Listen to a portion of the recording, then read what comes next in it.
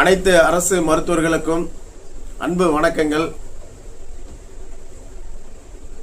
இது ஒரு சங்கத்தினுடைய கூட்டமைப்பிலிருந்து உங்களுக்கு நாங்கள் அழைப்பு விடுப்பதற்காக அழைக்கவில்லை. ஒட்டுமொத்த அரசு மருத்துவர்களையும் உங்களுடைய தனிநபர் நலன் சார்ந்து தனிநபருடைய ஊதியம் மற்றும் பதவி உயர்வை உறுதிப்படுத்திக் கொள்வதற்காக அரசாணை 354 மறுவரையறையை உயிர்ப்புடன் வைத்துக் கொள்வதற்காக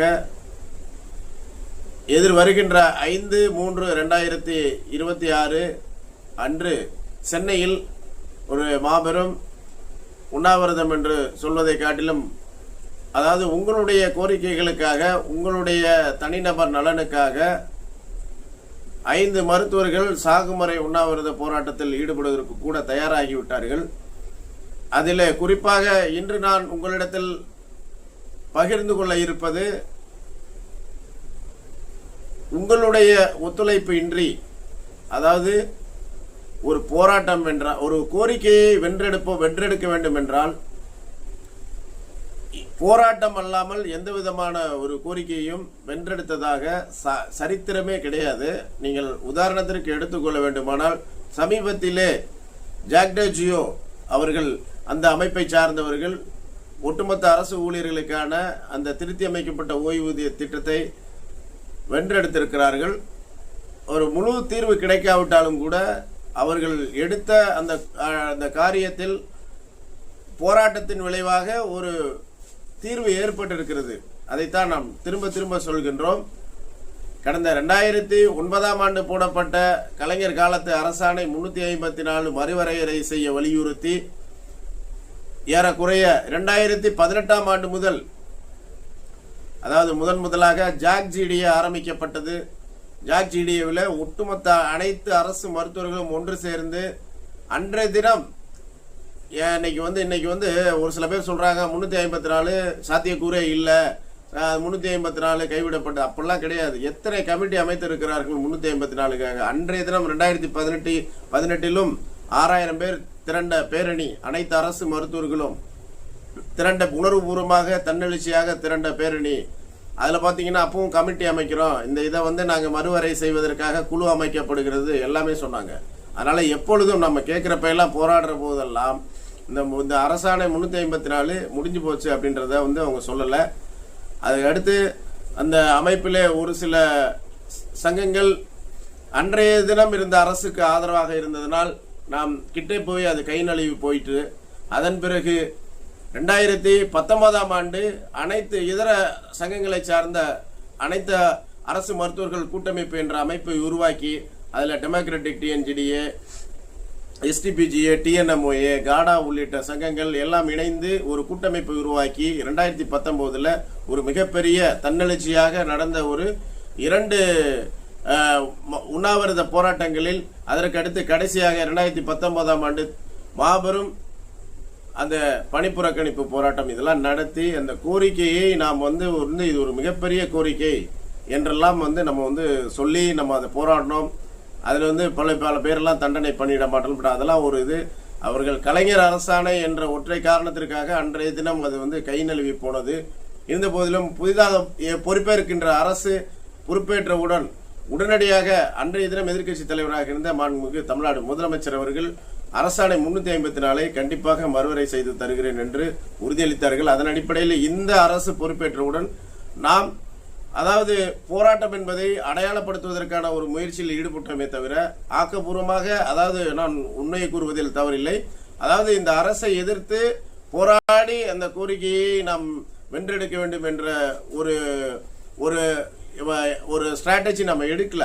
ஆனால் நம்மளுடைய போராட்டம் என்பது அதாவது மாண்புமிகு தமிழ்நாடு முதலமைச்சர் அவர்களுடைய கவனத்தை ஈர்ப்பதற்காகவும், அதாவது மாண்புமிகு அவரே உறுதியளித்த அவர் தந்தையின் பெயரில் உள்ள அரசாணையை கண்டிப்பாக அவர் மறுவரையறை செய்வதற்கு நிச்சயம் நமக்கு உத்தரவிடுவார் என்ற ஒரு நம்பிக்கை கடைசி வரைக்கும் இருந்தது, இன்றும் இருந்து கொண்டிருக்கிறது. ஏன்டா அப்பயா நீங்க அரசு மேல நம்பிக்கை வச்சீங்க, ஏன் அப்புறம் போராட்டத்துக்கு போறீங்க, ஏன் நீங்க ஒயிட் கோட் ரேலி போனீங்க, ஏன் உண்ணாவிரதம் இருக்கிறீங்க அப்படின்னு பல பேர் கேள்வி கேட்கலாம். அதாவது அரசு இயந்திரம் என்பது பல்வேறு விடயங்களை உள்ளடக்கியது. அதாவது சாதாரணமாக ஒரு ஊதியம், பதவி உயர்வு உள்ளிட்ட கோரிக்கைகளை வென்றெடுப்பது என்பது நாம் உண்மையிலேயே எதையுமே செய்யாமல் எல்லோரும் அவரவர் மருத்துவ கல்லூரியிலேயோ அரசு மருத்துவமனையிலேயோ அல்லது கிராமப்புற ஆரம்ப சுகாதார நிலையங்களே இருந்து கொண்டு அந்த கோரிக்கைகள் நமக்கு நம் உட்கார்ந்திருக்கின்ற அறைக்கே தேடி வரும் என்பது அர்த்தமல்ல. கண்டிப்பாக அது 10 ஆண்டுகளாக இருந்தாலும் முத்தாய்ப்பான அரசாணை. இன்றைக்கு பிரைவேட் பிராக்டிஸ் எல்லாம் சுத்தமா அடியோடு அழிய போகின்ற ஒரு சூழ்நிலையில் பெரிய 1008 காம்படிஷன் வந்துருச்சு. உங்களுக்கே பல்வேறு நெருக்கடிகள் வரக்கூடிய சூழ்நிலையில் அரசு மருத்துவ பணியை நீங்கள் உன்னதமாக செய்கிறீர்கள். தமிழ்நாட்டை ஒரு உயர்ந்த இடத்திற்கு, அதாவது IMR, MMR உள்ளிட்ட அந்த குறியீடுகளில் தமிழக அளவில் இந்திய அளவில் நீங்கள் முன்னணி மாநிலமாக திகழ வைத்துக் கொண்டிருக்கிறீர்கள். அவ்வாறு ஒவ்வொரு திட்டங்களும் மக்களை தேடி மருத்துவமாக இருந்தாலும், அதாவது நலம் காக்கும் ஸ்டாலின் திட்டமாக இருந்தாலும், பல்வேறு திட்டங்களை 66 திட்டங்களை நீங்கள் சிறப்பாக செயல்படுத்தி இருக்கிறீர்கள். அதனால் உரிமையுடன் உங்களுக்காக நேரம் ஒதுக்கி உங்களுடைய கோரிக்கைகளை அரசு நிறைவேற்ற வலியுறுத்தி, அதாவது அரசு மருத்துவர்கள் நீங்க எந்த சங்கத்தில் வேண்டுமானாலும் இருந்து கொள்ளுங்கள், ஆனால் எந்த சங்கத்தில் இருந்தாலும் ஒரு அரசாணை வருகிறது என்றால் அதனால் பலனடைய போவது தனிநபர் மட்டுமே. அந்த தனிநபர்கள் பலனடைவதற்காக ஒரு கூட்டாக சேர்ந்து ஒரு அமைப்பு போராடுகின்ற பொழுது நீங்கள் உங்களுடைய வேலைகளை, அதாவது அந்த ஒரு அட்டென்ஷன் கொடுங்க. எந்த ஒரு போராட்டம் நடத்தினாலும், எந்த ஒரு இது நடத்தினாலும், எனக்கு வேலை இருக்குன்னா அப்புறம் யாரு தான் அப்புறம் போராடி அந்த கோரிக்கையை வாங்குறது? அப்ப நீங்க யாரு மேல கோச்சிக்கிற முடியும்? எல்லாமே தாம்பலத்தில் தட்டில் எடுத்தோடனே வச்சு கொடுத்துட மாட்டாங்க. நம்மளுக்கே தெரியும்.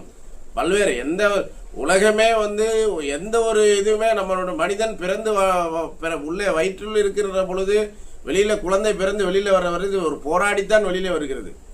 அது உங்களுக்கு மருத்துவராகில உங்களுக்கு நான் சொல்லி தெரிய வேண்டும் என்பதில்லை.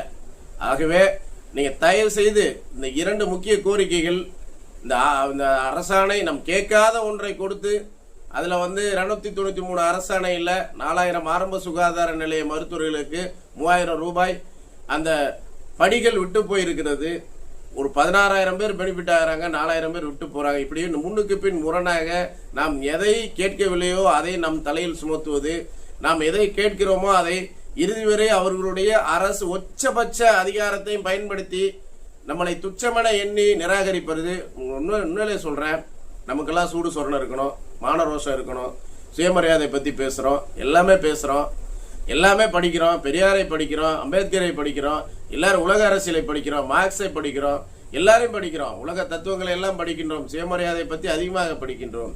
அரசு மருத்துவர்கள் தயவு செய்து உங்களுடைய சுயமரியாதை காப்பாற்றிக் கொள்ள வேண்டும் என்றால் நிச்சயம் என்னங்க உங்களால முடியாது என்ன இருக்கு? நீங்க எல்லோரும் 1 மணி நேரம் சென்னையில் நாங்க சொல்ற 5ஆம் தேதி 5/3/2021 வரை அனைவரும் ஒன்று கூடுங்கள். என்னதான் நடக்கிறது என்று பார்ப்போம். இது ஏதோ 5 பேர் உங்களுக்காக சாவ கிடக்கிறார்கள், அதன் பலனை நாம் அனுபவித்து விடலாம் வீட்டிலே என்று நினைத்து தயவு செய்து ஒதுங்கி இருந்து விடாதீர்கள். நம்மளுடைய எண்ணிக்கை தான் இந்த அரசாணை 354 மற்றும் ஆரம்ப சுகாதார நிலைய மருத்துவர்களுக்கான படிகள் மற்றும் இதர கோரிக்கைகள், பிஜி இன்கிரிமெண்ட் மற்றும் நோயாளிகளின் எண்ணிக்கைக்கு ஏற்ப மருத்துவ பணியிடங்களை உருவாக்குதல் உள்ளிட்ட கோரிக்கைகளை வென்றெடுப்பதற்கான உங்களுடைய சக்தி என்பது உங்களுக்கான முடிவை நீங்க எழுதுறதுக்கு உங்க கையில தான் இருக்குது. உங்களை பார்த்து அரசு நம்மை அழைத்து பேச வேண்டும். இவ்வளவு பேர் மருத்துவர்கள் கேட்கிறார்கள், முதலமைச்சர் அவர்களிடையே முதலமைச்சரோட உரிமையோடு கேட்கிறார்கள். ஐயோ வாக்குறுதி அளித்தீர்களே, அந்த கோரிக்கைகளை நிறைவேற்றுங்கள் என்று மன்றாடி கேட்டுக் கொள்கிறார்கள் என்ற ஒரு செய்தி தலைமைச் செயலகத்தை எட்ட வேண்டும். இந்த போராட்டம் வெற்றி பெற்றாலும் அதற்கு காரணம் நீங்கள் தான், தோல்வியடைந்தாலும் அதற்குடைய முழு பொறுப்பும் தனிநபர் அரசு மருத்துவர்களை சார்ந்தது. உயிர் காக்கக்கூடிய அரசு மருத்துவர்கள் 1 மணி நேரம் உங்களுக்கு கொடுக்கப்பட்டிருக்கின்ற, அதாவது அந்த பணிகள் உங்களுக்கு கொடுக்கப்பட்டிருக்கின்ற உன்னதமான பணிகள், அந்த பணிகளை ஒதுக்கி வைத்துவிட்டு உங்களுடைய நலனுக்காக 1 மணி நேரம் நேராக போராட்ட களத்திற்கு வந்தீர்கள் என்றால் அடுத்த அரை மணி நேரத்தில் உங்களுடைய கோரிக்கைகளுக்கான கதவு திறந்துவிடும். உங்களுடைய அனைத்து முகாந்திரமும் உங்களுக்கு இருக்கு அரசு மருத்துவர்களுக்கு. அது யாரும் இல்லை என்று சொல்ல முடியாது. கொரோனா காலத்திலே இந்த தமிழக மக்களை காப்பாற்றிய உங்களுடைய உன்னதமான உழைப்பு, உன்னதமான உழைப்பிற்கு நீங்கள் இந்த அரசாணை 354 மறுவரையறைக்கு நீங்கள் தகுதியானவர்கள். அதாவது அந்த ஆரம்ப சுகாதார நிலைய படிகளுக்கு 3000ற்கு நீங்கள் தகுதியானவர்கள். இதற்கான ஜஸ்டிஃபிகேஷன் இன்னமுமே அதிகாரிகளுக்கு தெரியவில்லை என்றால் அதற்கு நாம் பொறுப்பல்ல. நம்மளுடைய உழைப்பை அவர்கள் சரியாக புரிந்து கொள்ள வேண்டியவில்லை என்ற அர்த்தம். அந்த உழைப்பை சரியாக புரிந்து கொள்வதற்கு, உணர்த்துவதற்கு நீங்கள் 1 மணி நேரம் நீங்கள் நாங்கள் போராட்ட களத்திற்கு பெருந்திரளாக வாருங்கள். அன்றைய தினம் அரசு மருத்துவர்களுடைய வலியையும் வேதனையும் அரசுக்கு தெரியப்படுத்தி மாண்புமிகு தமிழ்நாடு முதலமைச்சர் அவர்களுடைய கவனத்தை ஈர்த்து உடனடியாக அரசாணை தொடர்பான ஒரு பேச்சுவார்த்தைக்கு உங்கள் அனைவரையும் அழைத்து செல்வதற்கு இந்த கூட்டமைப்பு தயாராக இருக்கிறது. தயவு செய்து உடனே அனைவரும் சென்னை நோக்கி கிளம்பி வாருங்கள். 5/3/2026 அனைவரும் சென்னையில் சந்திப்போம். நன்றி.